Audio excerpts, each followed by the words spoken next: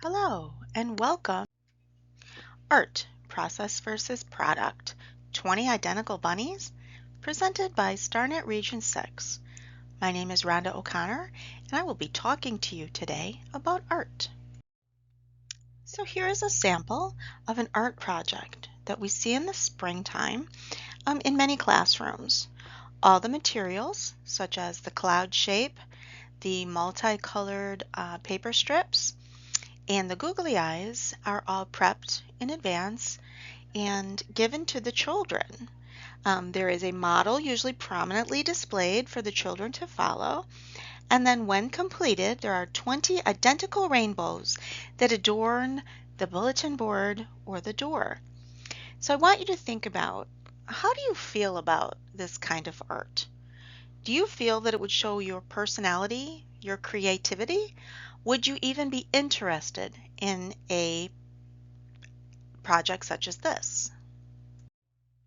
So let's walk it back a little bit. Why do young children do art? They choose art for art's sake, not to do a specific project. Art can be a way to calm yourself down, to show your view of the world around you, and to help you understand what's happening. For children with limited or no language, art can be a way to express what they cannot say. Think about your own favorite memories of doing art as a young child.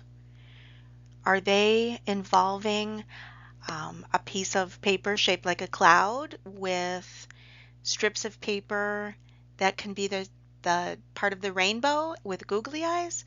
Or are they something that you made, a masterpiece?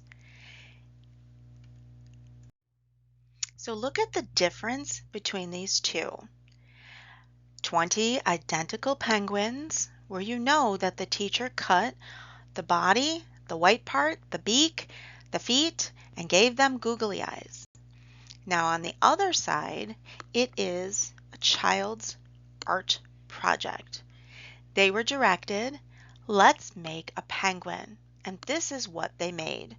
This art belongs to them. So what is process art? When we say process, not product, it means that we want the students to explore the art materials and come up with things that can express what they're feeling or what their vision is. There's no right or wrong way for these art ideas to turn out. It's only your way because you are the artist. In product art, there is a specific end item in mind before you ever start, and it's usually designed by the teacher. There's a dedicated list of materials and a detailed list of instructions for the children to, quote, accurately, unquote, complete the craft. There is a right way to do it. With process art, which is also called open-ended art, there is no right or wrong way. It is defined as an art activity where children are free to use their imagination as they explore a variety of materials without a specific expectation of what the final product will look like. This comes from Open-Ended Art by Tracy Galuski and Mary Ellen Bardsley.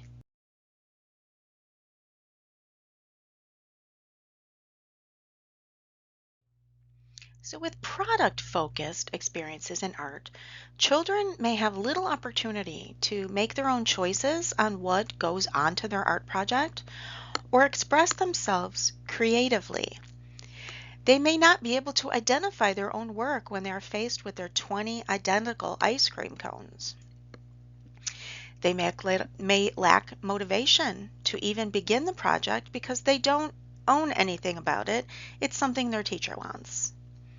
And finally, they might feel frustrated or give up entirely because their project doesn't turn out right. It doesn't look exactly like the teacher's models. We've actually seen staff who change or require the children to change part of the project. This makes the project yours, not theirs.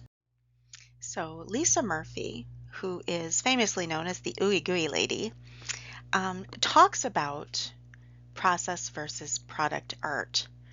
And the rule of thumb is if it takes you longer to get it ready than it takes them to do it, chances are it is not process-oriented art. So what does that mean? It means that you don't have a bulletin board with 20 matching penguins. It means not making the kids do art. It means seeing the possibility of painting with other tools than brushes. No more patterns, no more cutouts, no more dittos. It doesn't have to look realistic. It means not making models or examples and requiring the children follow that. It means not drawing for the child.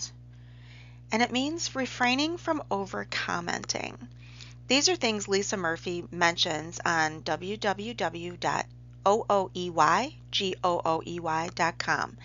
So it's ooeygooey.com.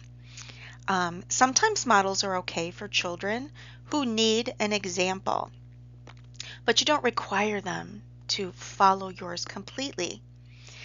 It means allowing the children to self-select their materials with teacher as the guide for new materials. You focus not just on the process of creating, but on the child's developmental abilities. Observe how the children hold their paintbrushes or control the long lines up and down, how letters and shapes start to emerge, how they are expressing their emotions and ideas. This can be a very difficult transition for people because preschool art is often thought of as cute little pre-prepped art projects. So this quote from Kathy James from ArtSpark kind of sums it up. It's not teaching children how to do art. It's creating a space for them to discover it for themselves. And why do we want them to discover it for themselves? When you give a child all the pieces to make a lion, you show them what it should look like and then instruct them how to make it look that way. At the end, they may say, "The teacher wanted me to make a lion," but there's no ownership there. It's when they create the lion on their own that they can excitedly claim it, that they get true art appreciation and learning happens. This is also when problem solving can happen as they're trying to figure out how to make this lion look like what they want it to. After they've completed it, they can explain how they made it, why they designed it the way they did, why they used the materials that they did. It gives you, as the adult, insight into what they are thinking and how they view the world.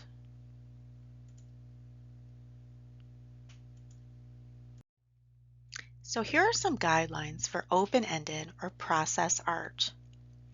So first off, never fix a child's work. We were in a classroom and they were making airplanes, blue pieces of paper where they had to dab cotton into white paint to make clouds. Then they were given shapes to make the airplane. And we witnessed the staff member have a child come back and add more clouds because she didn't feel like it looked like enough. The next child used the white paint to make the plane's vapor trail and also was required to come back and add the clouds.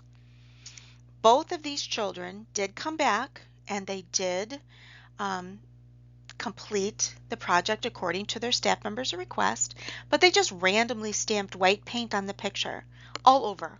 They were no longer engaged in the project because now they didn't own it. They were asked to change something that they thought was perfect. So what did that show them? It showed them that your ideas are not enough.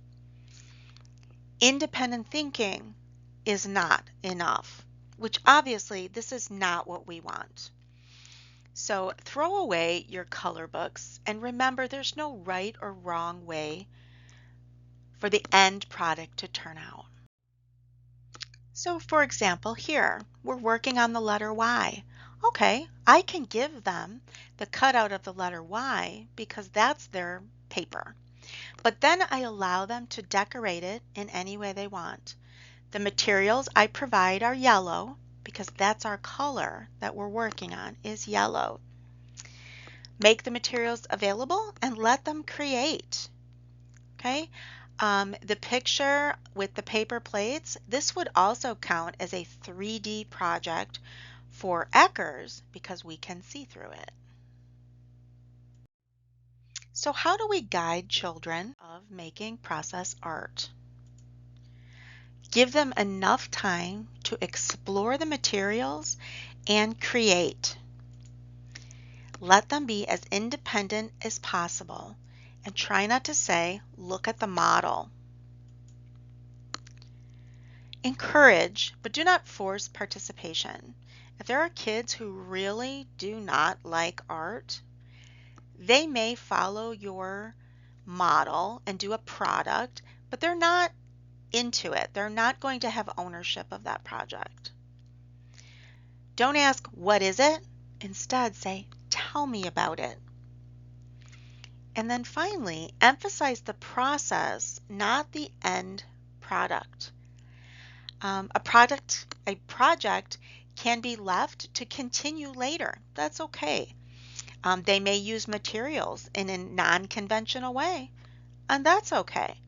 The end product may look nothing like a lion or a penguin or whatever it is, but that's okay because that is what the child is showing us how they view the world. So here's a little bit of what it sounds like when I provide a product art project versus a process art project. Watch how I do this. We're going to make all our snowmen out of clay. Glue all around here where I put the glue. The sun is yellow, so your project sun must be yellow. I cut out these witches for you to glue yarn on for hair. There's no choice there. There's no ownership. I'm telling you exactly what to do, and I'm providing you pre-prepared materials. Now with process, here's a container with all kinds of shapes of paper. You can glue them together and make an interesting design or a picture. Or the paints are all out. You can choose what color you want and which brushes you will use. You can take whatever you want from the art shelf and make whatever you like. It takes some time and practice. Again, historically, many preschool art projects are the cute little products, but that's not what we want to be doing. So here are just a few of the reasons why we teach process art. Think about it. If I'm giving you all the pieces to make a product penguin, I've given you the body, I've given you the white belly, given you the beak and the googly eyes and the feet all cut out before you even get to school. What problem solving are you doing? What planning are you doing? Is there any trial and error when I'm looking at my pieces and looking at a model? There really isn't any.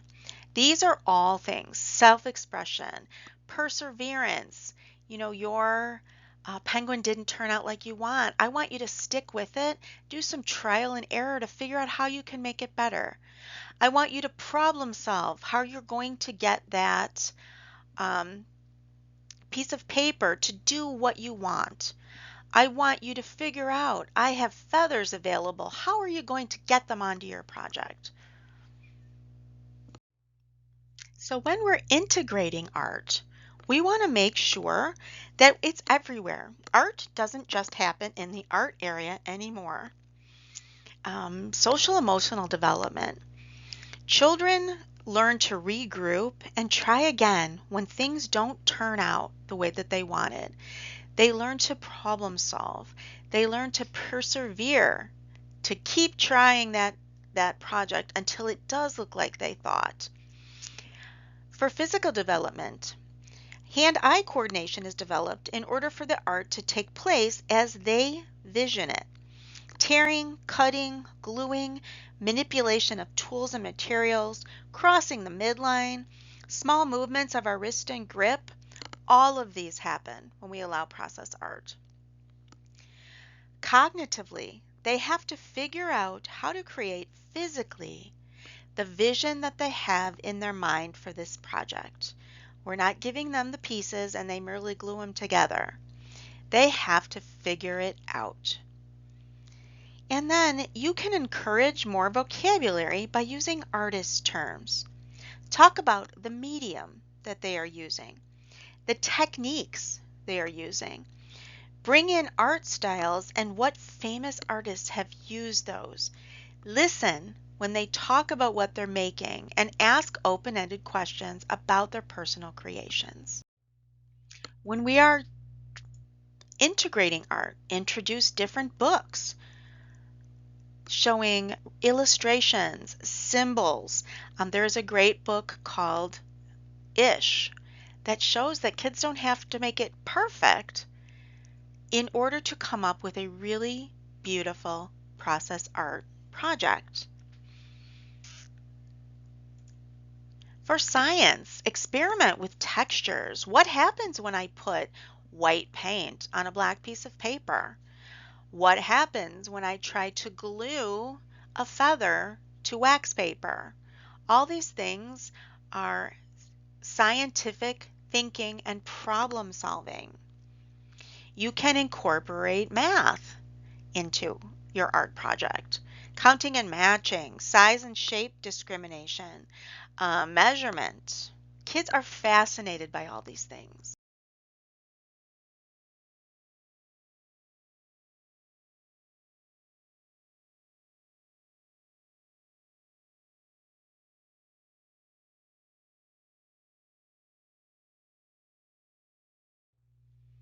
So here are some of the developmental stages of art. By understanding these developmental stages that children progress through when they're drawing, you'll be able to allow the children to express themselves spontaneously. So for a 2-year-old, 3-year-old who is scribbling, has thick, runny sweeps of paint, it's perfectly okay. They're developmentally appropriate. Between ages 2 and 4, as the scribbles start to take shape, maybe they'll look like an oval or a triangle. Ages 3 to 5, they start to make designs from those shapes that they have been drawing. And remember, until we are able to draw a line or make a circle, we can't write letters. It has to start simple. Okay, so this is the example of writing. They scribble before they can write. Always ask open-ended questions when you can't figure out what the project is supposed to be. It shows interest and it also gauges developmental level. So, what do the state standards say? State Goal 25, gain exposure to and explore the arts. Look at performance descriptors. Make a copy of the IELDS, page 84-85, and do art projects. It says, do art projects. It says, have exposure to art. It doesn't say, do a product art project. Post the standards on pictures so people know what you are doing and what the children are learning as you segue into this process art process. For those of you who are monitored by ECHRS, you must have an art area. Should have an easel with it. Should ideally be near a sink. But the art area should include at least one material from each of these categories. So for drawing, think chalk, crayons, dry erase boards and markers, papers, pencils, pens. Don't have just one kind of paint. Have fingerprints, tempera paints, watercolors. One thing we see often missing in classrooms is the 3D and collage materials. So bring in boxes, clay, pipe cleaners, wood scraps, quote-unquote junk such as cardboard tubes or packing materials. For your collages, buttons, cotton balls, egg cartons, feathers, felt scraps, glitter, magazines, pom-poms. I mean, the list goes on and on. One great strategy that I've seen in classrooms is they bring in produce baskets, the little ones like you'd get strawberries or blueberries in, and that's how many collage materials you can bring for your project. Once that's full, you go sit down and you start making art. That's how you prevent kids taking big, giant, the whole bin full of materials. For your tools, think past just paintbrushes. Can you paint with rolled up foil? Can you paint with sponges? Can you paint with a glove? Please remember that you are not to use food as an art material. We all know how cute macaroni art is, or even painting with a potato, but Eckers says no for a good reason. Some people, some families do not have enough to eat, and using food as an art material is considered wasteful and even disrespectful. So this is pages 48 to 49 from the Eckers book, and it just gives a quick overview of what is required to score good or excellent when you're monitored. Now look, there's nowhere that says they have to do a perfect penguin. What it says is most art activities allow children to use materials in their own way. Staff is observed to teach children to use more complex art materials appropriately, or all children are able to use them appropriately. The teacher is there to guide and to answer questions, not to do it for them. So just take a look. What type of materials do you have out? Look at the different bowls and pots here. All of these things can be used to make process art. Do you have these supplies out? It's a great time during large group to talk excitedly about the materials you've put out in the Art Center and things that they can do with them. And remember, ways to limit the amount: strawberry containers or plastic bowls. So what can you say to children about art? Remember, we don't want to say, "What is it?" We want open-ended questions. So we can say, "I see you have purple on your paper. How did you make that color?" Or, "What story can you tell me about your picture? What were you thinking about while you were making this? What part of making it did you like the best?" What else could you say? Think about it. We don't want to assume children made something that they love. We need to ask them about it. In the beginning, it may be helpful to post phrases while you get used to saying them, such as, "What were you thinking about when you made this?" Or, "What did you enjoy most about making this sculpture?" So remember, three-dimensional artwork means that it has height, it has width, and it has depth. It's like a sculpture in form. We have to be able to see through it. So we've been in classrooms where they did cute little projects and they added a cotton ball, thinking it was 3D art, but that is not true. Remember, height, width, depth. So here are some examples of processed art projects. And remember, you can ask them to make a specific thing. So for example, we are studying trees. Can you show me what a forest looks like to you using these materials? And then let their imagination take it away. Here is another idea. This is a collage of loose parts, and these were both just large lids that the whole class just kept adding to.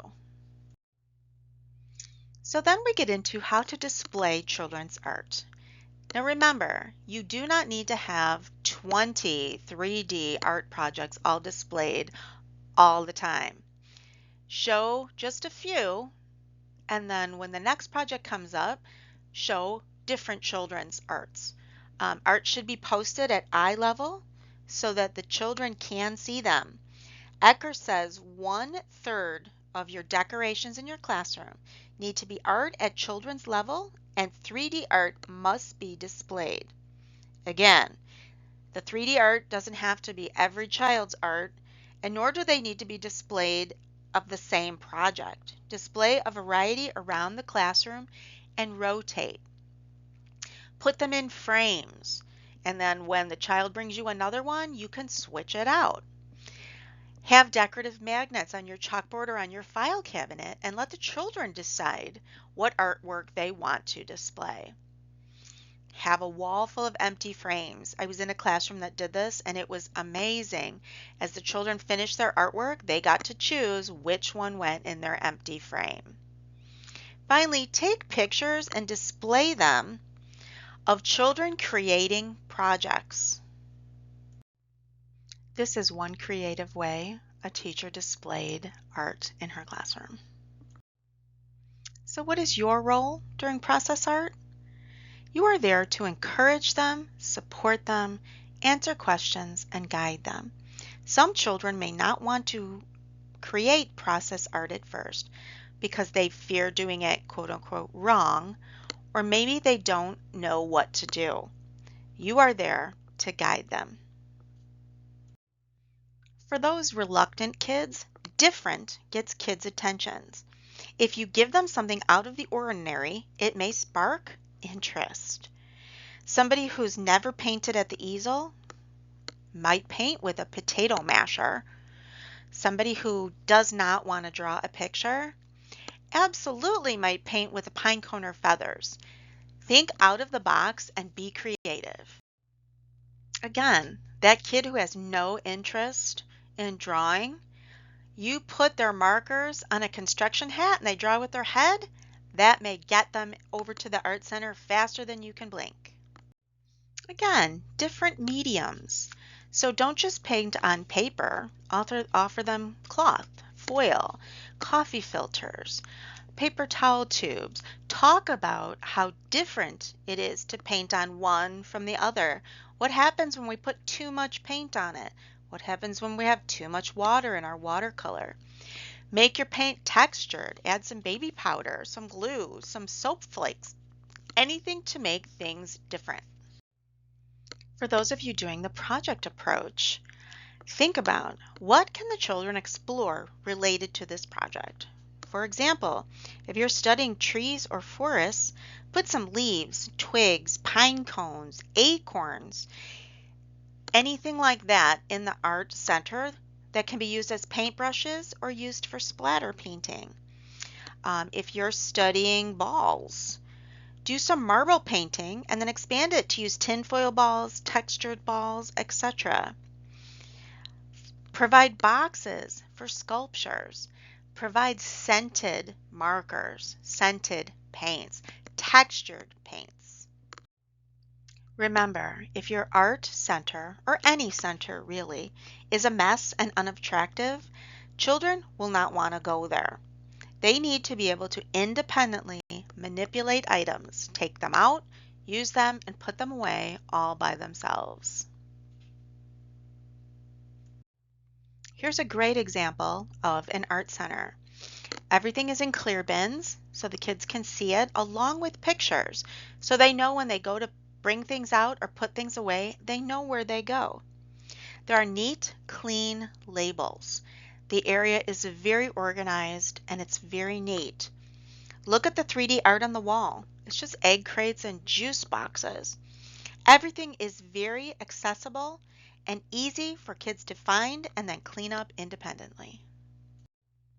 Here's an example up at the top where they use the produce basket. You fill it and then that's what you get. You're only allowed to take what fits in your basket. So how can we change it up? The surface doesn't have to be paper. Paint on a mirror, a window, a block of wood, on tinfoil. For colors, one day give pastels or various shades of one color. Give just primary color and encourage mixing. And yes, some days everything gets mixed together and everybody's painting with brown. That's okay. For texture, add sand to paint or to glue. Paint on sandpaper or tiles. Size, use rolls of paper to make a super big art project or give just a tiny piece of paper and they have to make the project on there. Interest-based, especially for the reluctant artists, go with their interest. As their teacher, you know what they like, so use it. For our inclusive classrooms and for children with special needs, think most. The materials, you may need to change them, add to them, or modify them. If a kid can't hold a crayon, use a pencil grip. The IEP objective should be embedded creatively into the activity. Plan for the use of adaptive equipment, so limit the amount of children working on a project at a time. And some children may need additional time to complete their project. So here's an example of our MOST approach. Our activity is sponge painting. So we're going to provide plastic gloves because some children cannot stand the feel of paint on their fingers. We can give step-by-step visual directions without showing what we want the end product to be. The child's objective is they will use visual cues to assist in completing daily activities. For space, arrange the seats. The child can work alongside or with a peer during the activity. And then allow a flexible schedule so the child has time to complete the activity. One of the most common questions we get about process art is, what do we do about parents who's saying, why is nothing coming home? This is where you have to explain about process art and what is learned during the creative time. Take pictures of the child using the art materials and send it home via Seesaw, Dojo, Remind, whatever communication you use. Make an art gallery in your room, framed and labeled and displayed with names and dates to show respect for the work and invite families to see. When they say, what did he make today? You can send home a picture and show them, this is what he made today. Have him tell you all about it. So here are just a few quick ideas to get you started. So let's practice our patterns. Find things that will make interesting prints and then use them to make patterns, which the kids can then continue or change. A fork, a spoon, a cup. One of my favorite activities in the classroom that all the kids always wanted to do is we would run our toy cars through the paint and they got to create art on paper using their toy cars. Cut and paste. For those children especially who are working on fine motor skills such as tearing, holding, or cutting, this is a great way to practice, and it's a great way to get objectives met as we watch what they're doing and can they do it? The design can be random. They can make what they want, or you can say things like, we are studying balls, so let's make a giant ball. And they can use their imagination to create it. Here's a great idea to work with textures. Snow paint is just Epsom salt and hot water.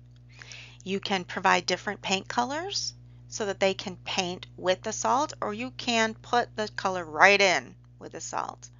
They can draw whatever they want in this textured medium. Another good idea is a foil sculpture. They can twist it, fold it, crumble it, wrap it. They can glue things to it. They can make it stand on their own or be flat. Allow the children to be creative and they will surprise you. So here's some more ideas. The noodle and appliance box, it's a great summer outside idea. Or how about a twig sculpture after a fall walk? Paint the twigs, stick them in play. A scrap paper sculpture. Rolling paper is a great fine motor activity. So here are some final thoughts on process versus product art. The process is more important than what you end up with. The more creative you are in providing materials, the more creative children will be on producing that art. It can help with problem solving and critical thinking, perseverance, creativity, expression of emotions. There are so many things that are covered with art. So as Maya Angelou tells us, you can't use up creativity. The more you use, the more you have. Let your students show you the world through their eyes, and you might be surprised on what you will learn. Thank you so much for taking the time to watch this. If you have questions or comments, please feel free to email or call us.